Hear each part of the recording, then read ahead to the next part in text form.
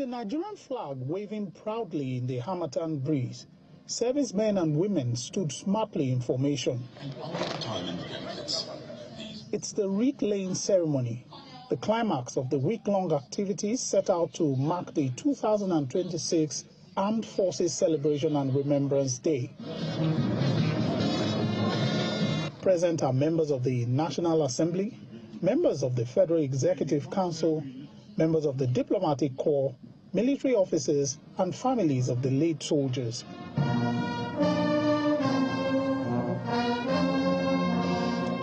The arrival of Vice President Kashim Shettima, who is representing President Bola Tinubu, signals the commencement of the ceremony.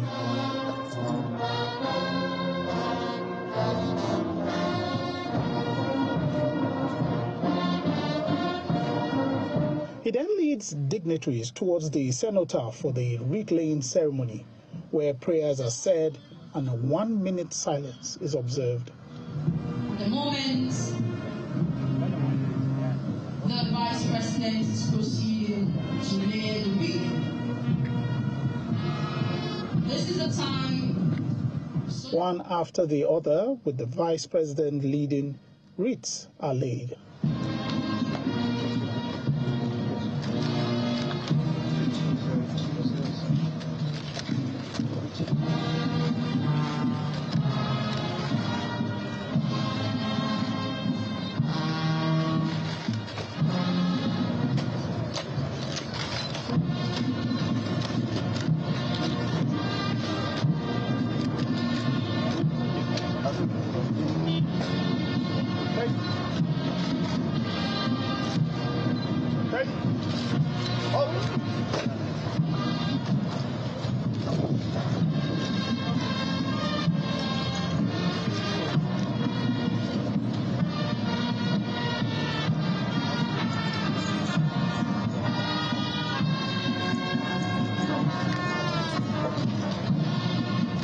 Three volleys are fired by the firing party.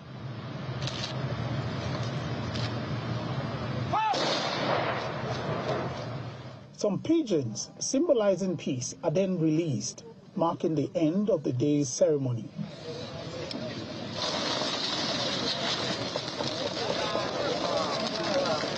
For some of the dignitaries, it is a day to pay tribute to the sacrifices made for the country. Thank you for protecting our democracy. Thank you for working with this administration to take the nation to the next level. We are proud of what the president is doing about the welfare of the men in service. And precisely that's what we would like to focus on, the significance of the day and, of course, the welfare of the men in and out of service. And this morning we're joined by Major General Rogers Nicholas. He's retired, the former Chief of Civil Military Relations of the Nigerian Army. General, it's good to see you. Thank you so much for joining us in our studios this morning. I see you're still wearing your emblem. Thank you for playing. And how did you feel yesterday, though, as a retired Major General and somebody who, has given largely his life in service to the nation in the Nigerian Army? How do you feel? Well, sincerely speaking, I feel very proud of the Nigerian military, even though there are some challenges. But I feel very proud that I served the Nigerian military for over close to 40 years. And there are challenges, particularly when it comes to Remembrance and Celebration Day, as it's called now. When we remember the fallen heroes, we're also supposed to remember the living and to celebrate with the living and the families of the fallen heroes. But you find out that it's, at a particular level, it's not properly organized, and I find out the families of the fallen heroes continue to complain of negligence, of not being carried along, and so many things.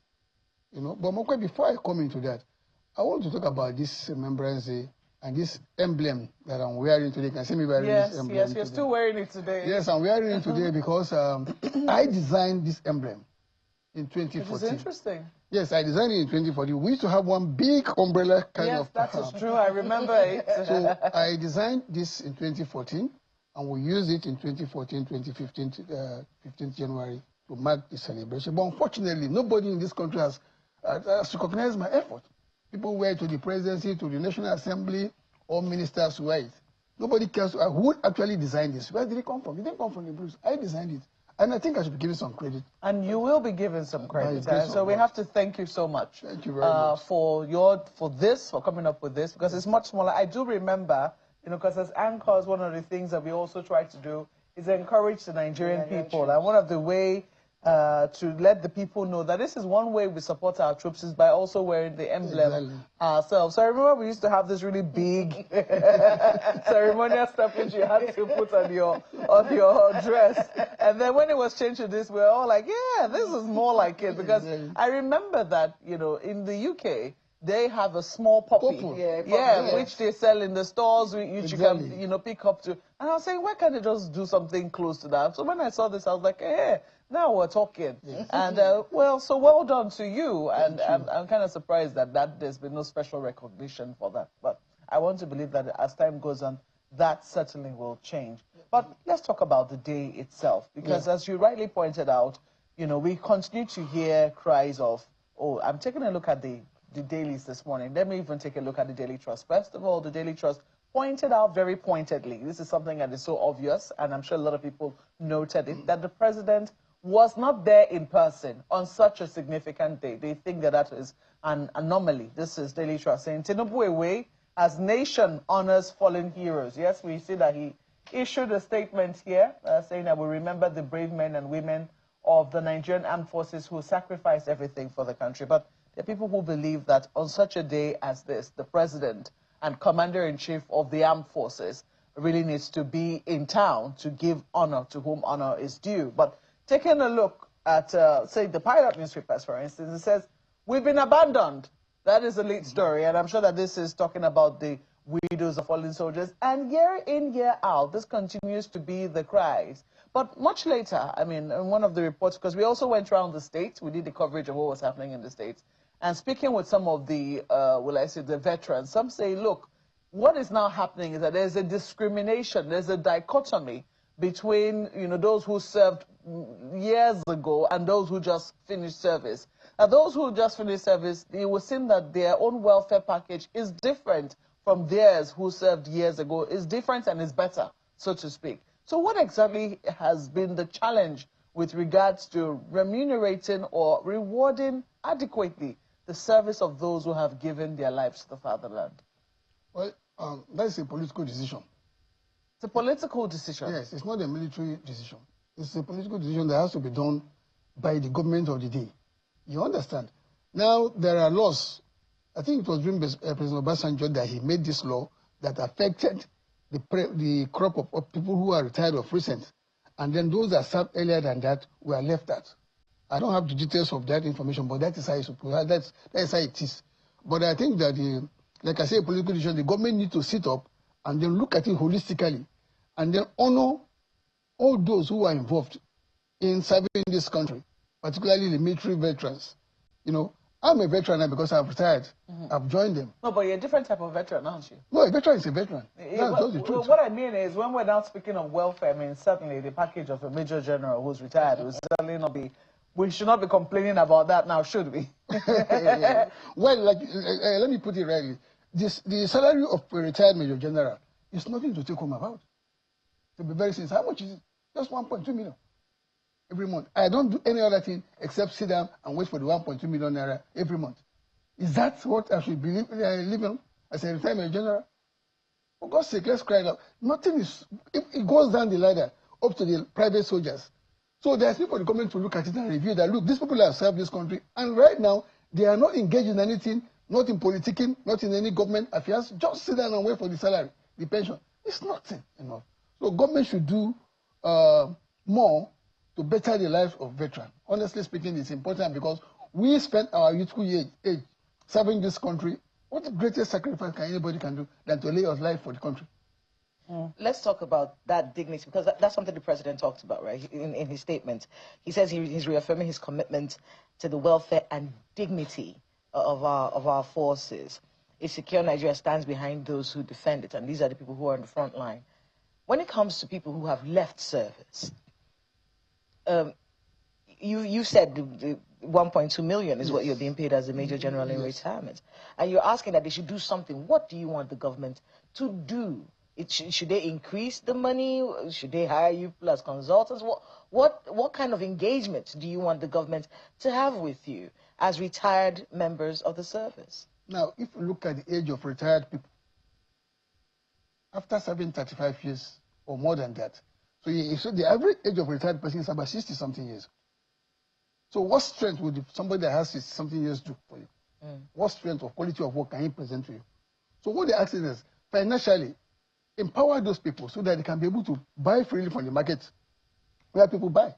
So increase their salary, make provision for some welfare packages for them. An increment of how much? I don't know, it depends on what government can do. But if you look at other countries, for me as a status as a major general, if a local government councillor goes home with 5 million naira, why can't the general go home with 5 million naira? Look at the parameter. We are not asking for the big senators or House of Rep. But if a local government chairman or councillor can take 5 million naira, why can't the major general go home with 5 million or something more than that? Is that what they're taking home? Local government chairman? Councillor, I didn't say chairman. Are going home per month with 5 million naira? More than that. Go and verify your information. That is interesting. Okay, well, let's take a look at those who are serving right now. What's your assessment of how those in active... These are very tough times for us as a people. So when we look at our security forces, we are constantly, trying to support them, make sure that they know, we appreciate you. We understand that the reason why some of us are able to sleep, because many people are not able to sleep at night, but for some of us who are able to sleep peacefully, we know it's you who are standing in front of the enemy. What do you make of the way people in service are being treated right now by the Nigerian government? Is it satisfactory in your view? Or are there other things that you would rather have them do right now to encourage our troops? Well, it's true that the government of the day is doing its best to better the lives of service personnel. But that is not enough. That's what I say. Both those who are serving and those who are retired. Those who are serving right now, there's need for a lot of, for government to come with a lot of good packages for them. Every day we lose soldiers, and these are people's husbands, people's fathers, people's brothers. You understand, our sisters. So there is need for government to come up. Anybody who is ready to sacrifice his life for this country should be well catered for. Okay? We see how much our legislators are taking home. Senators and House of Rep members. Why can't we get something on that average? We are not asking for the same thing. How much is a private soldier taking in? That is why you see some people in some areas, people have refused to join the recruitment. The Nigerian Army. The Chief of Army Staff currently is doing a lot to persuade people to come and join the army with so many incentives. But it's not enough. You want to pay a soldier a person who just joined the military, you pay 100,000 naira to join the military. How much can that buy? And if somebody is selling pure water on the street of Lagos or anywhere in Kano or anywhere in Port Harcourt, he makes 100,000 naira a month without households, without any risk. So these are the issues. Why I say it here clearly that the current Minister of Defense, the CDS and the service chiefs are doing enough to support the soldiers with what they have. But it's not enough. The government needs to do more. Well, you mentioned the Minister of Defense. Now, there's something that this particular Minister of Defense has always talked about. He has always talked about the fact that, look, we are doing our kinetic bit, but there's a non-kinetic bit that is not being done. And so we're losing our men in a war that you are causing. That's basically what it is. No matter how you want to sugarcoat it. I am losing my men in a war that you have refused to do the right thing. Because if the poverty levels, if you were able to do the non-kinetic bits in these areas, the chances are that the recruitment into terrorist organizations and banditry and all this would reduce drastically. Talk to us a bit about that dynamic, because we also hear soldiers, of course they would never speak up in public, but they tell you, look, we do our best, but then look at the situation. I agree with the minister and the service chiefs on this completely. Now, we take the risk. Okay? We record deaths every day. No game saying about it. But these are the kinetic measures. The non-kinetic measure is slow. Very, very slow. What we're talking about, improving poverty, improving employment rate, improving job creation and all these things, so that people can get engaged in official things rather than getting engaged in banditry and kidnapping and other things. If somebody is properly engaged, employed, and I don't see him getting engaged in the things like kidnapping or other things, which is a risky invention. So, but there is need for the government of Nigeria to engage into the non-kinetic aspect of it, to try to see what they can do to get people into behaving well, to get people to go back to normal life. Forget about banditry, forget about kidnapping. Job creation is one area. Poverty alleviation is one area. Empowering people is one area, so that people can have purchasing power. Reducing the cost of living across board.